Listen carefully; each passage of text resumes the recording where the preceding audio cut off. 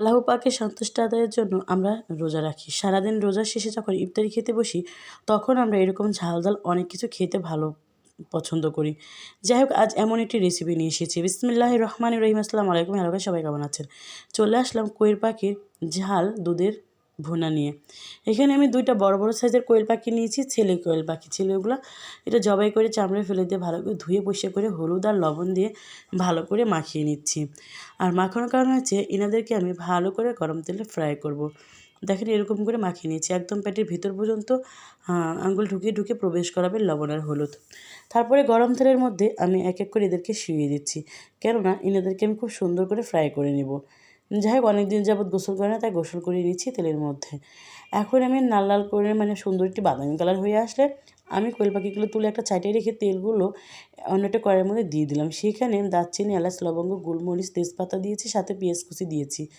দিয়ে ভালো করে নাড়াচাড়া করে বাকি মশলাগুলো অ্যাড করছি। এখানে দিয়েছি আমি ১ চামচ ভর্তি করে আদা বাটা, ১ চামচ ভর্তি করে রসুন বাটা। আর একটু করে দিয়েছি আমি, কারণ যেহেতু ভুনা ভুনা হবে, একটু মশলা না হলে ভালো লাগবে না। দিয়ে একটু মিশিয়ে নিচ্ছি তেলের সাথে। তারপর দিয়ে দিচ্ছি 1/2 চা চামচের এরকম হলুদের গুঁড়া, 1 চা চামচের মতো মরিচের গুঁড়া। আর অ্যাড করবো এখানে 1/2 চা চামচের মতো ধনিয়া গুঁড়া, 1 চা চামচ ভর্তি করে গরম মশলার গুঁড়া।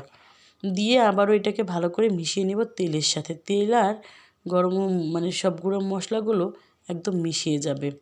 এটা এভাবে নাড়াচাড়া করে মিশিয়ে নিয়েছি। এখন দিয়ে দেবো আমি পরিমাণ মতো লবণ।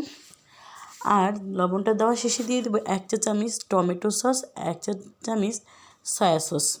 দিয়ে এটাও ভালো করে নাড়াচাড়া করে নিতে হবে। একটু নাড়াচাড়া করার পরে এখানে অ্যাড করব আমি ঘি।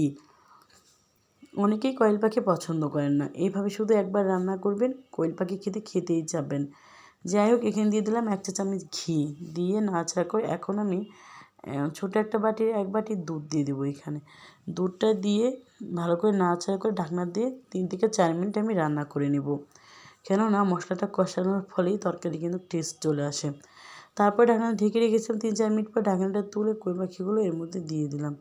এপাশ ওপাশ করে ভালো করে করে নেব, নাড়াচাড়া করে নেব। এরপর দিয়ে দেবো আমি আবারও কষানোর জন্য পানি। এখন আমি পুরা দুধ দিয়েছি রান্নার জন্য। আমার তো কষানো শেষ, এখন এটা আমি দুধ দিয়ে রান্না করে নেব। চাইলে পানিও দিতে পারেন, কিন্তু দুধ দিয়ে রান্না করলে খেতে আরও বেশি ভালো লাগে। এখন দুধটা শুকিয়ে যখন একদম তেল বের হয়ে আসছে, তখন আমি উপর দিয়ে 1 চামচ আবারও ঘি দিয়ে দিলাম। দিয়ে পরিবেশন করতে নিয়ে আসলাম। অবশ্যই ভালো লাগলে লাইক কমেন্ট করে যাবেন।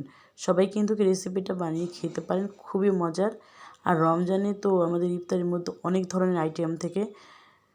সবাই ভালো থাকবেন, সুস্থ থাকবেন। আল্লাহ হাফেজ।